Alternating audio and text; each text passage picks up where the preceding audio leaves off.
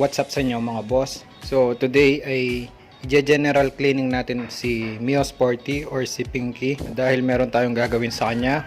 Ibibuild natin siya at saka na din kaya linilinis natin siya or general cleaning natin siya dahil tagal na siyang ganyan as is mula nung pagkakuha. Hindi pa nalinis yung buong chassis niya sa loob, puro panlabas lang. So bago natin siya i-build, mas okay na linisan muna natin siya. So syempre sa pag general cleaning ng isang motor, kailangan natin tanggalin yung buong kaha niya.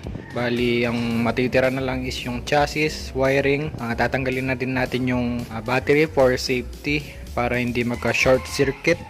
Tapos mamaya papakita ko muna yung before ng motor kung paano yung itsura niya. At syempre papakita ko din yung after. So ngayon tatanggalin muna natin yung mga fairings ng Mio Sporty natin or si Pinky.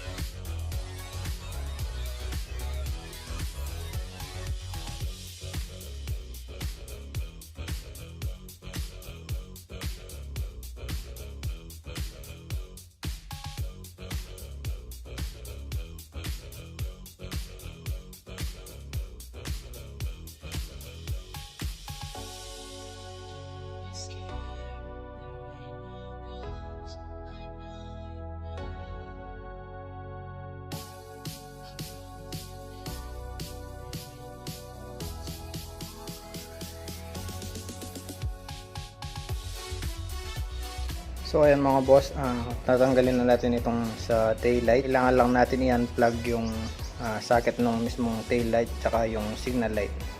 So bali ito yung sa taillight signal light. Ito yung socket niya. Katabi ng CDI na Mio. So i-unplug lang natin to. Ayan. Tapos pwede na natin tanggalin itong mismong taillight.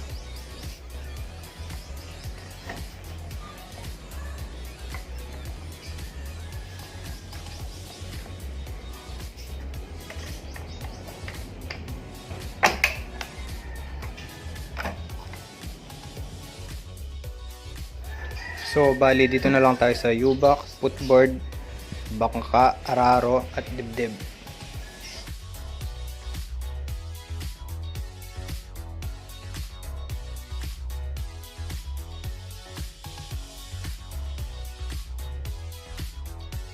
So ayan mga boss, in-unplug ko lang yung mga nakakonect sa U-box. Ito yun. Tapos ito yung para sa dual horn natin na install. Ilalagay ko muna dito yan. Tapos pwede na natin tanggalin yung dibdib, footboard, bangka at araro.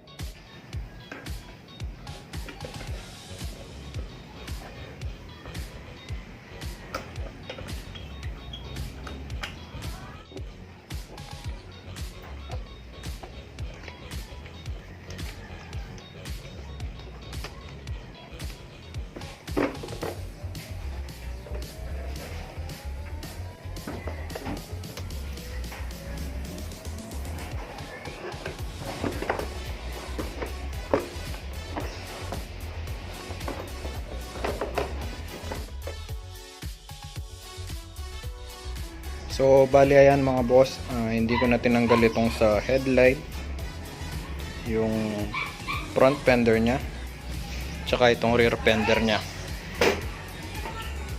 So ngayon pwede na natin simulang linisan. So pagdating sa paglinis ng motor, ang gamit ko lang is dishwashing soap, sponge, tsaka microfiber. Binabalot ko yung sponge ng microfiber para iwas gasgas, lalong lalo na dun sa mga pairings.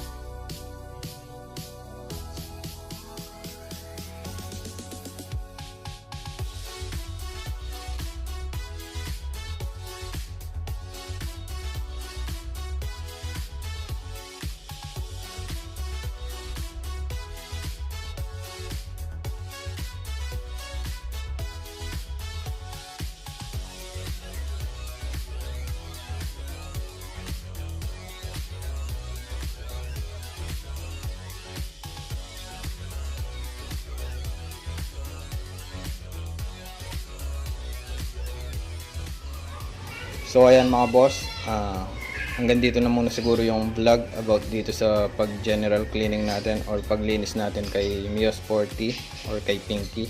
So abangan nyo na lang yung paparating nating build dito sa Mio natin. So yun lang, bago ang lahat, shoutout muna tayo. Shoutout kina Jason Jesus, Jensen Andres from Ilocos Norte, Marco Lumibaw from Tarlac, Joshua from Cebu, Thankyou Mix TV, Joggins, Michael Avela from Cebu, Ernier Manatad from Cebu, at kay Van Robert Cruz. So yun lang mga boss, shoutout sa inyo, happy viewing, ride safe. Tapos pala dito sa CDI, ayan, tinanggal ko and then binalot ko yung mismong socket nya. Ito yung CDI para hindi mabasa.